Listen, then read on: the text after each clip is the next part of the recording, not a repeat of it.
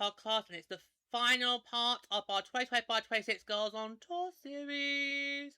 We, on the last 4 episodes, have been looking back on every single stop of the Takeover Tour, and today we're covering the last 4 games, which included March 25th, Chicago, March 28th, Detroit, then April the 1st was Calgary, and then April the 7th was Edmonton. So this part is kind of a weird part, because it's basically, apart from Calgary, it's pretty much all return trips. A lot of the return trips happen towards like the end of the Takeover Tour, whereas Halifax got theirs early in the tour, and Denver was kind of in sandwiched between Olympic break and all that. But yeah, so for a lot of these cities, you're going to hear our thoughts on their second go round on the tour. As well as Calgary, who of course was the lone first timer on this part of the tour. Yeah, so a lot of it just feels crazy, isn't it? It feels crazy how they scheduled that, like how you got like towards the end of the tour, you got like all these return dates. It was like the majority of the first timers got done in the first half, and then the second half was like more return trips. Anyways, yeah, so that's what we're going to cover for this episode. So while you go get some drinks, and then we'll come up, we'll get going with our thoughts on the final part of the 2025-26 Takeover Tour.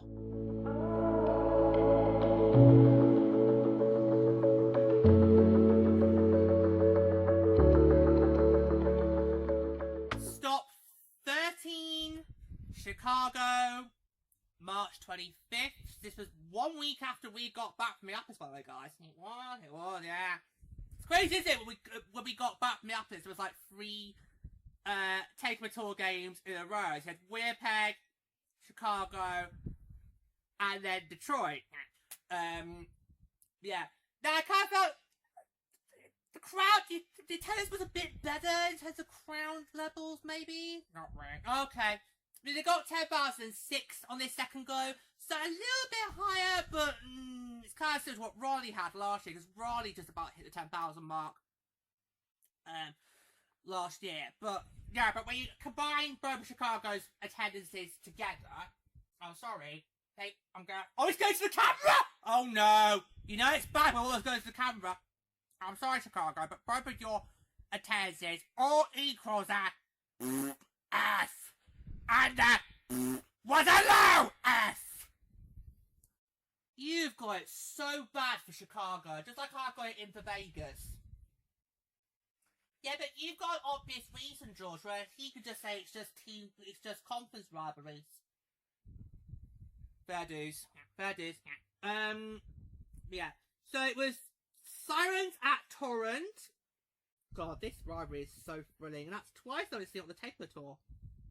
Yeah, that's twice that these 2 teams have met on the Takeover Tour this season. So poor Seattle, they've hardly been. They haven't been to New York at all in the Sirens' primary venue this season. Yes, it was MSG, but that is not the Sirens' primary venue. So that's going to be that the Tour are going to tick off next year. So yeah, so it's Sirens at Torrent. And it was Torrent 4, Sirens 1. The Takeover Tour in Chicago saw the Torrent take down the Sirens for just their second win away from Client Pledge Arena. Teresa Sheffield scored her first goal since being traded to the Torrent, adding 2 assists for 3 points on the night. That's where I want to go. Okay, go see that one. That first goal, I mean, the wraparound. Oh, that so caught New York off guard. I think a lot of Seattle's goals caught New York off guard. Yeah, well, that's brilliant. That is literally how you take your opponent out the game. Mm-hmm. That is literally how you take. Okay. The one that had to go to CSR, that definitely caught New York off guard. I can't remember if that was Alex Carpenter's goal or not. Or it might have been Sadapny. It's one of those 2. I can't remember who it was. Yeah, that definitely took them off guard. Yeah. New York were not prepared for this offense that Seattle was gonna going to bring into the third period. And I'm so pleased for the Toron to finally do that. Because the Toron have not really been able to generate this firepower, this offense that much throughout the regular season. So then to come in and do that is absolutely just brilliant. And I'm just, yeah, it's just such a project. It's just because, yeah, guys, you can do it. Yeah, you've got the authority to generate in night out. Yeah. I feel like Corinne Schroeder played a huge role in this win. Yeah, because obviously she's playing against a former team. She knows what they're like. She knows what it's like to be with the Cyrus organisation. And I felt she came up. I think she had one of her best performances. I thought she came up really strong in this game. I thought she did a really good performance, and I'm just so pleased. I'm so happy for her. Yeah, because she is that money thing that could actually, provide well do numbers. It just needs to have that support around her, like with Regan Kirk. Because you've been saying a lot, Regan Kirk's not going to support this year, and stand by that. Yeah, I stand by that. I'll put more on the report card. Okay. I just think it's just so wonderful to see, Seattle just get that win. They needed that, especially how morale's probably low because they knew at that point your focus is going to be shifting to the goal plan rather than playoffs. So to get these points under your belt really help, real boost, and gives you that morale, gives you that confidence boost. Yeah, absolutely. Just incredible. Like I say, these two teams I feel is a rivalry in the making. They have had so many interesting matchups this year, whether it's that first meeting in Seattle, which has been the only meeting this year that's actually been in one of the two teams' primary venues, because the other three have all been either Takeover Tour games or neutral site games. So, yeah. So you also had one visit to Seattle, and Seattle hasn't yet to go to York yet.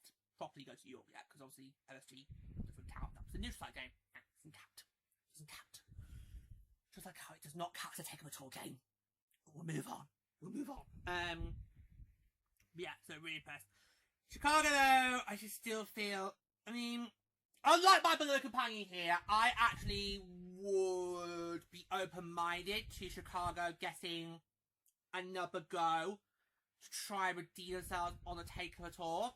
Because I do feel Chicago, on paper, still would be a good fit for the league. Problem is, though, All-State Arena is your only option, because you can't use the Blackhawks building. And any other arenas in Illinois, they're too small. They can only hold about 2,000 people. And of course, our league is well beyond 2,000 people. Season 1, fine. But we're hitting Season 4 now, guys. We're heading to Season 4. We've gone well past those car parks. So yeah. So I would be open-minded for having a go.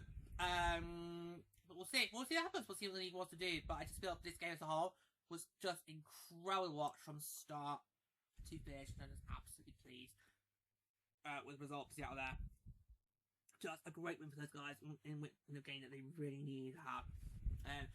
And this offense, that's what we've seen more from you guys. It's what we've seen more from the Toron going forward. So just power through. Yeah, just really power through.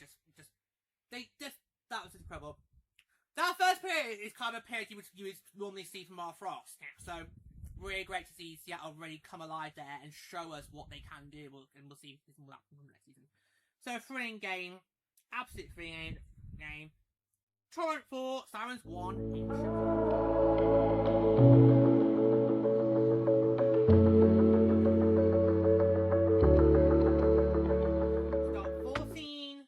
Back to Detroit, and this was the Turbines game. This was the national telly one. It was.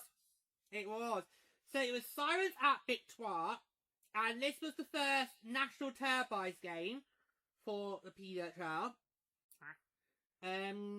Although it's like us, you were watching it on the YouTube as normal. You didn't really feel the difference, which was kind of good.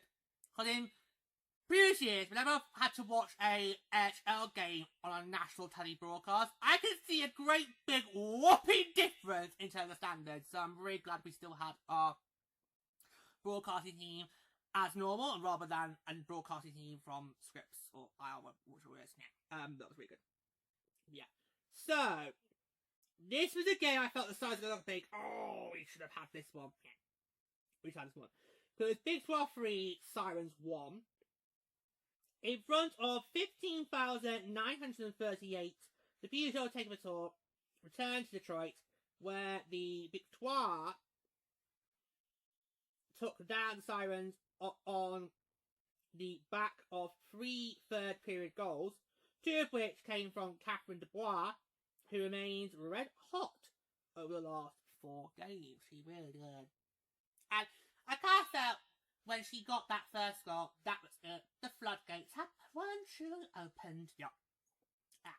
And there was nothing you could do, because the third goal came on Laura Stacey, and that was pretty much the insurance marker needed, because at that point it was still 2-1. Yep. If the Sirens could find a way to get Osborne out the net, go to extra attacker, then maybe it would have been a different story. So for Stacey to get that goal, that really just, sealed the deal, and just, yeah. And I felt the net mining was a huge factor into why the Victoire was able to, get the win. Okay, yeah, Desby had a shaky start to begin with, but then once she kind of, settled down, she found a groove, it was just, she just made save after save after save. Taking those dying seconds when the sides are really trying to press that equaliser, it was just so incredible. Yeah. And I think also with Desby, the fact that Christian O'Neill's goal got called back, I think that changed everything, because the fact that the Sirens had the lead to begin with was rare. Yeah. The Sirens are known for having that many leads. They very rarely score the first goal. Yeah. They very rarely score the first goal. So every time the Sirens got the ball first, you think, ooh, ooh, ooh! It kind of like jolts you out your seat, because you're like, what's happening here, When we're used to seeing this team play from behind, not come away with the first goal on the board, So, yeah, it was Casey O'Brien, and I just kind of felt the lack of, I know you talked about how the lack of Boston going on the penalty kill kind of hindered them when it got to crunch time in the post. Goes, oh well. I kind of feel the lack of experience the Sirens had with playing with a lead is also kind of what bit them in the ass, because they haven't been used to it, and the Victoire are a team that just were not going to go away. They were not going to go quietly. They had a lot to fight for this game, as well as New York, because in terms of trying to keep on pace with Boston at the time, so it was a huge game for both sides. And I felt, it was good the Sirens got the ball first, good for them. You kind of felt that the tying goal was coming. You kind of felt, so I wasn't surprised when Catherine Dubois in the third period got that first goal, because you kind of felt, you kind of sensed this was coming. And then the question was, who would then strike next, and would that then kind of, dictate the rest of the way this game's gonna go down, which it kind of, in the end, ultimately did, because the Sirens just could not find an answer. Once Dubois got her second, and ultimately the game winner, the Sirens just did not have a response. Now, and this is interesting, because this is like what the third Takeover Tour game in a row where the Sirens are giving like multi-goals, and yet only one of them did they really try to make a comeback. It was us. Yep. It was us. Because in Chicago, they just could not fire a... Yes, they did get one on the ball eventually, but it was way too little to let Seattle had done all the damage they did. I think it was kind of similar to what happened with us in Tampa. Yeah, so they just thought, we'll try again. Yeah. And also for us three, this was like the 4th Takeover Tour game in a row in the span of about a fortnight. So obviously we were in Denver, and then 2 days after we got back in the UK, it was Winnipeg. Then a few days later, it was Chicago on the Wednesday, and on the Saturday you had Detroit. It was like, oh my god, can we not have a moment to try and shake the jet lag? In your case, no. In your case, no.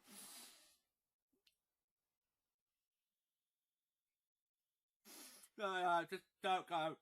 Just don't go there. Don't go there. Don't question further. Just go. Don't go there. Yeah, so I kind of thought I was expecting more for this game because obviously you had a good crowd.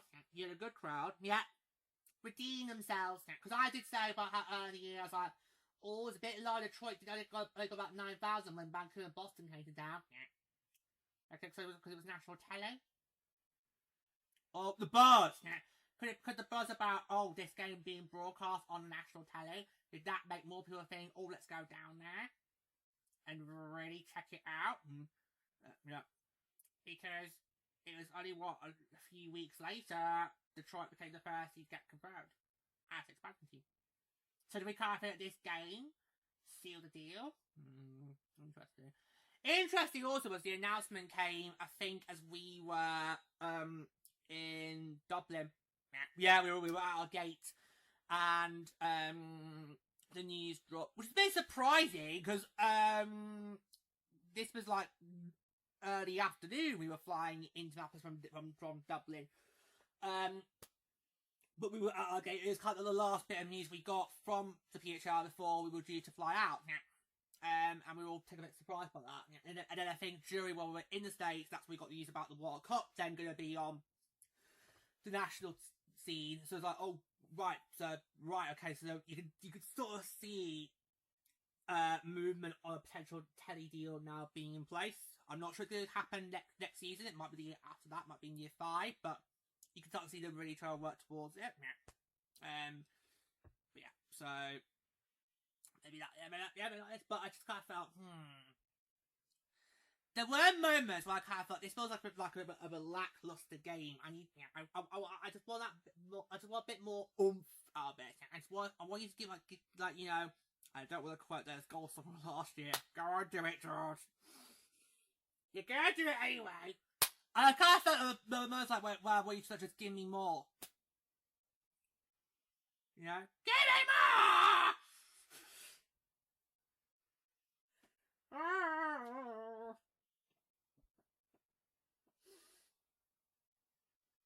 You started to make something. Give me more, give me more. Give me more, give me more, give me more, yeah.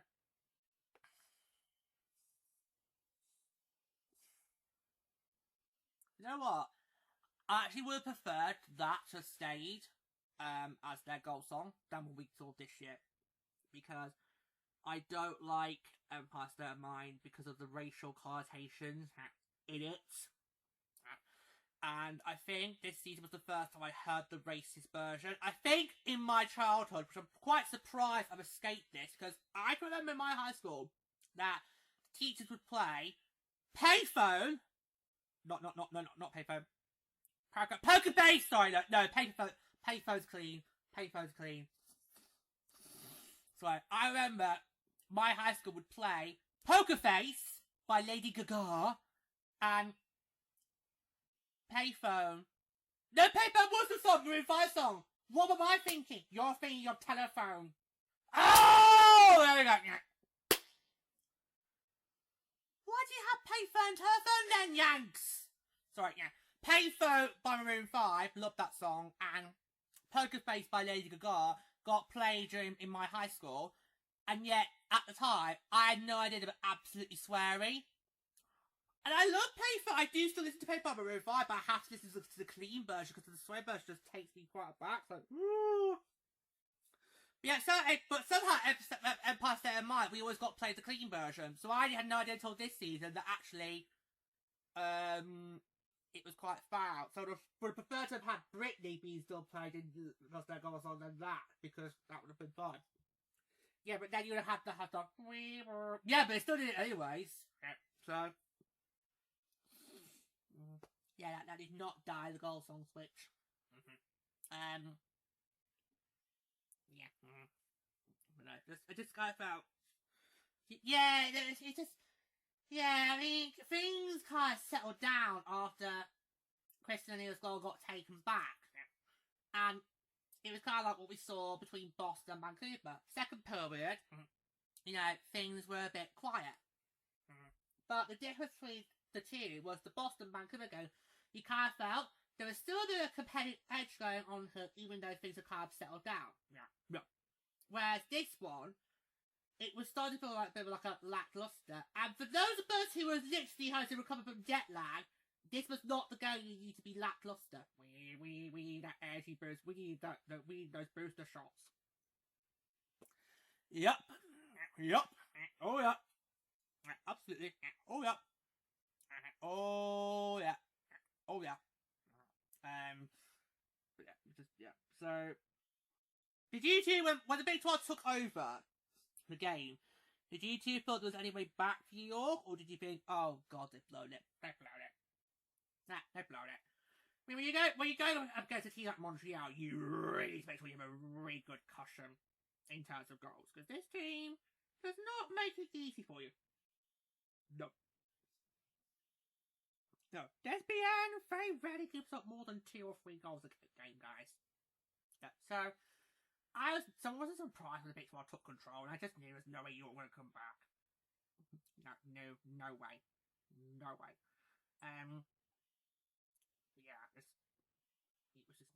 No chance.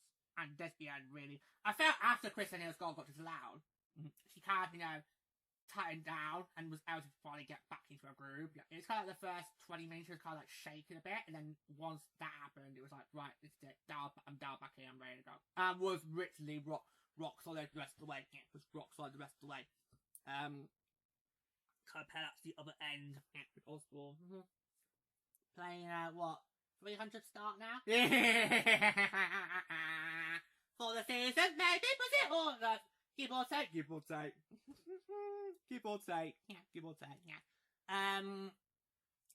But I do like how New York did still pressure. Yeah. And, because they could have, after it's 3-1, they could have just given up, but they still really pressured, really trying to go through it, but it was too little too late.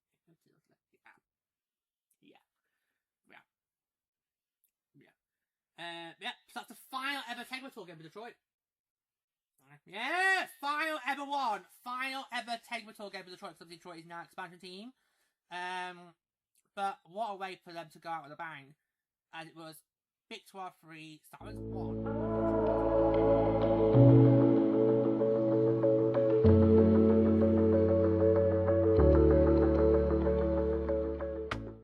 Stop 15, April the 1st. Toronto Scepters at our charge. The rematch of the Battle of Ontario in Alberta. Yeah. So obviously, on last year's tour, we had the Battle of Ontario go to Edmonton, which Toronto won that in overtime. And then this year, we have the sequel in Calgary. And the Scepters also won that, yes. Scepters 2, Charge 1 was the final score. The latest stop on the PWHL Takeover Tour was Calgary, where the Scepters faced the Charge. After the teams remained tied with 1 apiece through 2 periods, Toronto's Claire Dalton provided the all-important winner in the third, her first of the season. Yeah, that was such a really quick goal as well. I mean, I feel like both of Tia's goals were done really quick. Really quickly. Can you remember anything about the first one? I can. I'll do that now. I'll go look at the recap.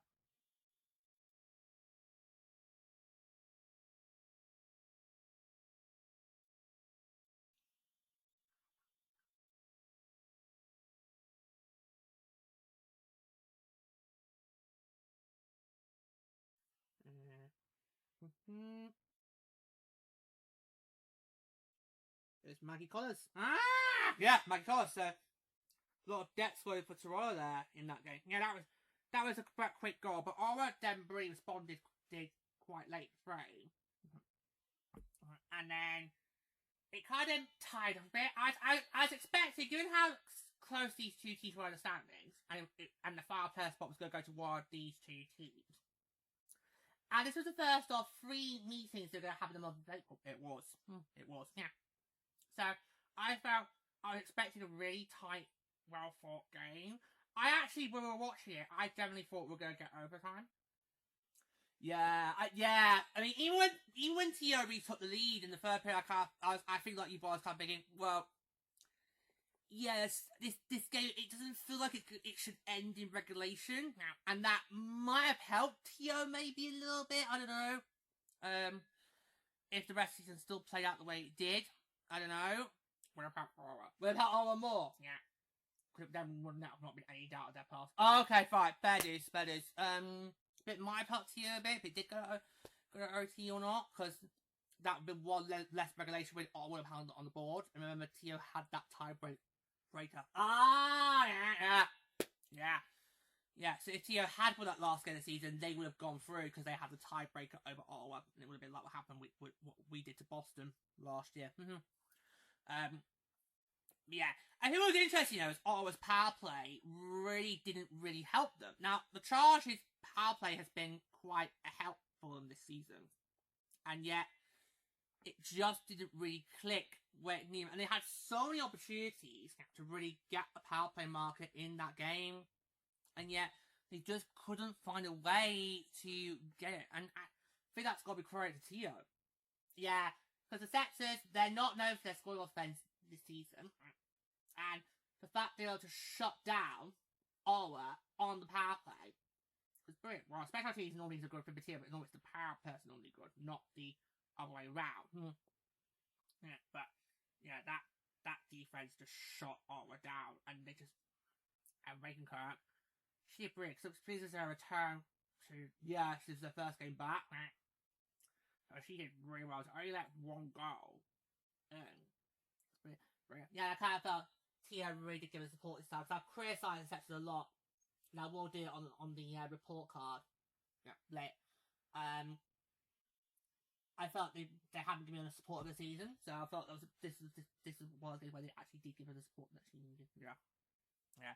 And Calgary was so impressive. Yeah, I really felt the energy was there, which is something I haven't really felt in Edmonton. Because I think it's clear the league wants to put a team in Alberta. It's just there's so many problems with Alberta. A lot of it has to do with building arena availability and markets wanting basically to have the full pie rather than just a slice. Because we know Edmonton was not keen on it being still in a single entity. They wanted to own it themselves, but of course that's not what's on the table now. But I felt with Calgary, I felt there was more energy, more passion. And is that largely due to that history, lady, that Calgary has? Because you and me, we both know how much history Calgary has in the women's game. Yeah, and what I thought was good in the broadcast, how they referenced it. Yeah, I thought it was brilliant. Because me and George, we knew Calgary's history when it came to this game, especially with the Canadian national team. And you had this game circled in your diary. Yeah, of all the Takeover Tour games, this was the one that you had circled in your diary. And yet you were going to be on a Takeover Tour game was in person! Because I just want Calgary to get a team. I mean, Denmark, we all want a team collectively. But if you ask it basically, we really want a team? I mean, I'd say Calgary. Yeah. I think Calgary would be a really good tenant. We need to get. I know it's not going to be open until the 27-28 season, but we need to find a way to get a Takeover Tour game in the Flames' new building. Oh yeah, we just need to. We just need to. Because if we can get a Takeover Tour game in that new building, and we can prove that we can pack it out just like we did with Saldo, then that might help Calgary see that you can have the AHL and the PHL work in one bar. So I feel like Calgary definitely needs to be on the radar with expansion. But obviously there's various factors that is going to prevent Calgary right now from getting a team. But they did so well. I think they had the in terms of Canadian markets, I think they had the second highest attendance after Hamilton, I think. I think it just... Can you just give me the number of attendance? Yeah, I can. I think I've still got it.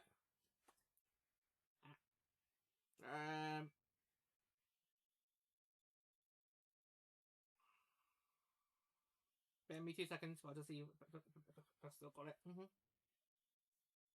I should do, because I was need it for this episode.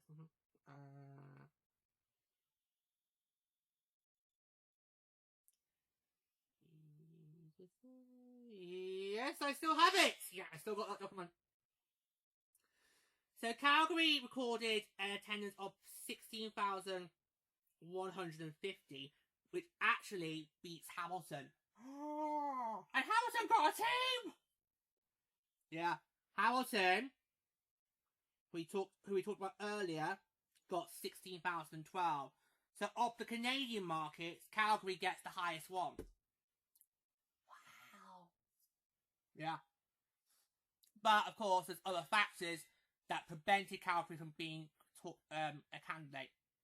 Yeah, rather than just But Calgary, I think, if we're thinking about markets who we'd like to see get another go, then I think Calgary definitely at the top of the list. But I think it needs to be in the new barn. Now, if we need to have another Takeover Tour game in Sourdough next season to try and cement that, just to keep that relationship going, fine, so be. Yeah.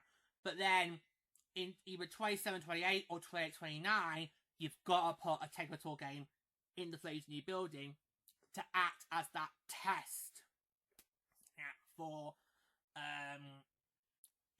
could it work? Especially if we're looking at maybe the 2030s as your next round of expansion.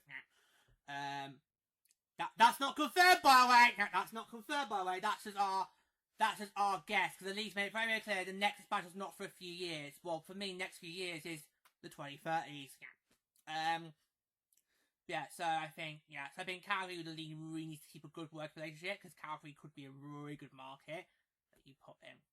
Could be a good, and they could use that Blaze name. Calgary Blaze. Yeah. Do you remember how some people then were saying, what about Blaze for us? And we were just like, no. Did you really? Yeah, the people behind us, George, talking about it. Talking about Nate Pencil Daniels, and they thought, I was like, no. How would Blaze work for a team in Denver? Especially as I know Denver's very cold and very misty. Very misty. So, Denver Mist would work better for that. But anyway. But I just looked at it. Yeah. I will agree with you. I think Calgary, of the two Alberta cities, I think Calgary did better than Alberta. Sorry, and then Edmonton. Oh, God. Don't worry, it's the Heat. It's the Blaze. It's the Blaze. We've all done it. Do I correct yourself? Try again. Right, of the two Alberta cities, there we go. Of the two Alberta cities, I agree with you, George. I think Calgary did better for Alberta than Edmonton did for Alberta. There you go. The only awkward bit is because we're about to come back to Edmonton. Alright. But it was a really competitive, tightly well fought game. It should have had overtime, but sadly, it didn't get overtime as the Toronto Raptors come away 2-1 over the Ottawa Charge in this Takeover Tour game.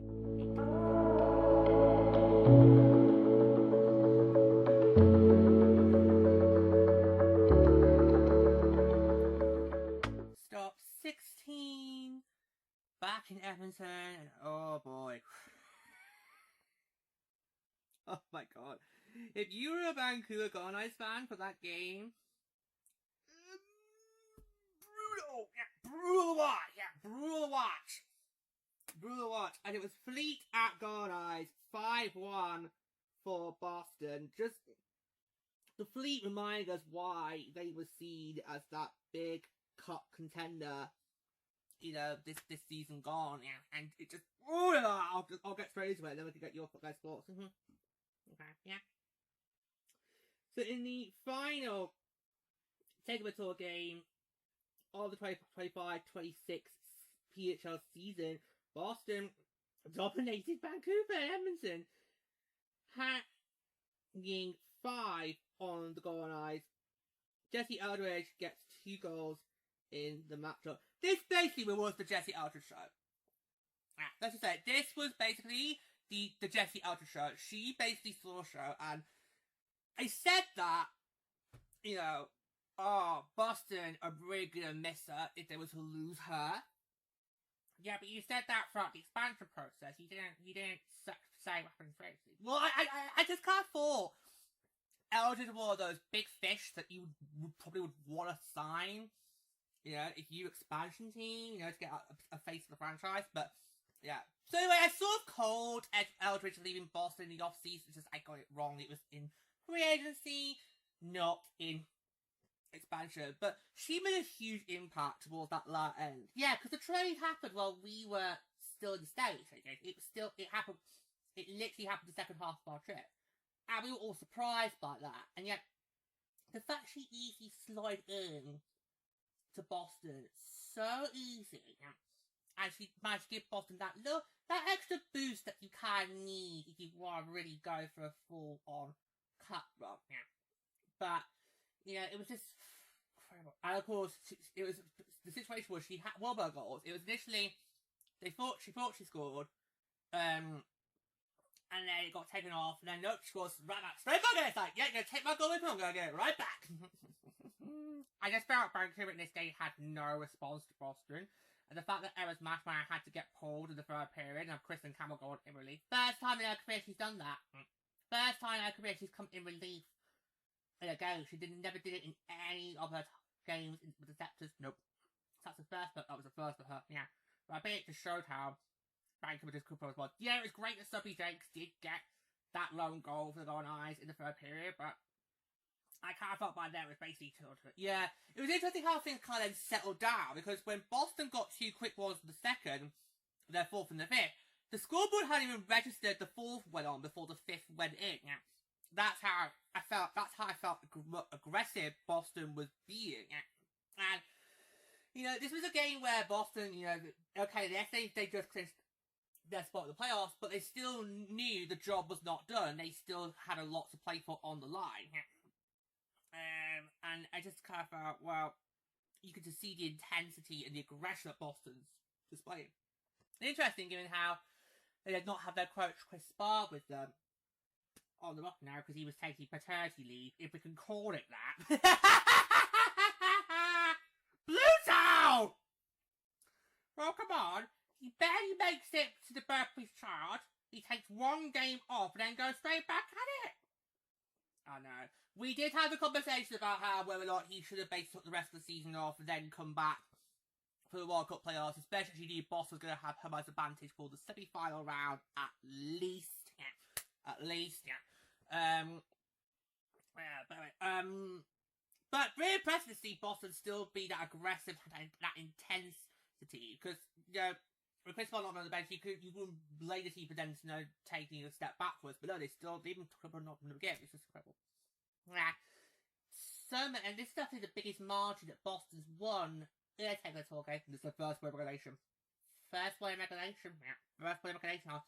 I think this probably was the biggest margin we saw in the Takeover Tour this year. Yeah. It's interesting how a lot of the Takeover Tour games this year have been close to being like 1 or 2 goals, and then this one basically like it kind of felt as soon as Eldridge got her first, the floodgates then kind of just opened, and there was literally nothing that Boston could have done. There's literally nothing that Vancouver could have done to stop Boston from just going on the rampage. When the fleet opened the floodgates, that was basically it, and there's nothing Vancouver could do to stop Boston from just literally just, you know, running circles around them. It was just like. It kind of felt very uncharacteristic for Vancouver to give up that many in a span of 2 periods. Yeah. I just kind of felt at this stage of the season, especially how their last game, they nearly could have got one over us and didn't. Yeah. And then here you have a complete meltdown. Yeah. I mean, it just shows that the first year struggles of the expansion team was starting to take their toll on the goal lines. Mm-hmm. Yeah, interestingly, when they got back home, they managed to find ways to then turn it up again. Yeah. Which is kind of strange that last few weeks of the season it was Vancouver. Yeah. You take a massive dip and you then buy your form again. It was like crazy. Yeah. And not just because of the goal plan. Yeah. They came up clutch when they needed the most. Yeah. They came up clutch when they needed to the most, which is kind of impressive. Yeah, so I just want to talk crowd, because it's been the big talk point for us in all these recaps we've done. So, Edmonton's crowd on this game, which was on April the 7th, if I haven't already mentioned the dates. Oh, here we go now! Here we go now. We've had to do 60 of these, guys. There's been mistakes made here, there, and there. So, yeah, so April the 7th, and we had 10,794 attend that go over the 7th. Compared that to on December the 27th, the 10,264. So, I think two decent crowds, but well, like I said back at the start of the show, Edmonton's very picky when it comes to their crowds now. They're very, very picky. I think they got similar to that last year when they hosted Battle Ontario. Yeah. So, Edmonton's... No, they got more. Did they get more than that? I think last year they got 17,000. 17! Last year! And this year they could get 10,000 on 2 days. I think it was 17. I thought it was at least 10. No, you're mixing that up with Raleigh. Raleigh just got 10. I think Edmonton did get 17. I remember all the Canadian stocks last year getting at least 15,000 each. Even Quebec. And Quebec's not a really good state, that reader. And Edmonton really, we're looking at Alberta, Edmonton really is the place that we probably should go, because in that arena, there's only the Oilers and another tenant. So you could easily slot another PHL team in there. Whereas in Calgary, there's nowhere to go. There's nowhere to go. As much as me and Lady would love to put a team in Calgary given that history, there literally is nowhere to go. So, even when the arena goes up in 27-28, there's still going to be nowhere to go. Because all the teams coming in Saladome are going to move to the new place, so there's nowhere to go. Unless you want to kick the Wranglers out and make them go into a community iceplex, and then you can put a picture there, but... Is that that's the only way I can see it. The only way I can see Calgary getting a PHL team is if you kick the Wranglers out and put a PHL team in. Because the Wranglers don't really get enough of attendance, and I should know because I'm in their division. The Wranglers do not get that much attendance to warrant being in a step-up city like that, so I'd kick them out. But anyway, so Edmonton, get off your high horse and make it work. Because Alberta is a perfect province for the PHL as a full-time market. It's just, Edmonton, you need to get off your high horse, accept the fact we are a single entity operations. That's the deal. Okay? That's the deal. Yeah, so they got a tiny place, but it's like Halifax, they're about a couple of hundred people. Now in Halifax, of course, they're limited to their attendance, whereas Edmonton, you're not. So, I just kind of feel, surely he could have done better than that. You know, we're getting to the last game of the tour. Do you want, let's go out with a bang, maybe? But, yeah, I don't know. Yeah. It just felt like a one-woman show there, because Boston just literally just went heard it. It was just like, wow, Vancouver just weren't getting many opportunities in this game. No. They just did not get as many opportunities as they could in this game. And when somebody got that first goal, they thought, oh, hooray! And it ended Aaron Frankel's streak. It did! It did. It ended Aaron Frankel's shutout streak of, I think it was, what, at least 3 games? I think it was at least 3. At least 3. Yeah. That ended her shutout streak. So, there you go. That's more reasons why she got MVP. Yep. So, that was a good, big moment for them. And a big moment for the goal. And so to get that goal. Just incredible. But it was just basically, you basically just stop the bleeding there. Agreed. It just basically just stop the bleeding. Yeah, nothing much that could have been done to then after that. But interesting how the period then settled down. Yeah, that third. The fact that in the third period Cardiff settled down, I think was a bit of you take that as a win, because Boston easily could have put more on, and this could have been like a 7-1, 8-1 margin. But it wasn't. Because this game, it did kind of feel like it could be one of those rare blowouts where one team just basically just blows the other out the water.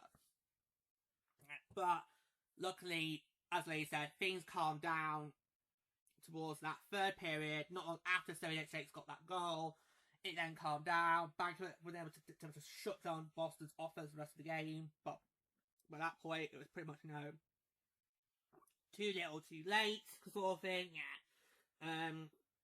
No, the good old Vancouver at least try to make an attempt and make some form of effort in that far period, rather than just basically just accept the fact you're not getting any point and just basically roll over and die. Yeah, we saw the commitment there. But honestly, so Vancouver had 2 games in Edmonton and couldn't get the win in either of them. Although they were more competitive against us in December than they were against the Fleet in April. So that says something. Yeah. Yeah, and of course by that point, when you get to this game, we were already looking at who's going to clinch playoff spots, because Boston had just clinched theirs.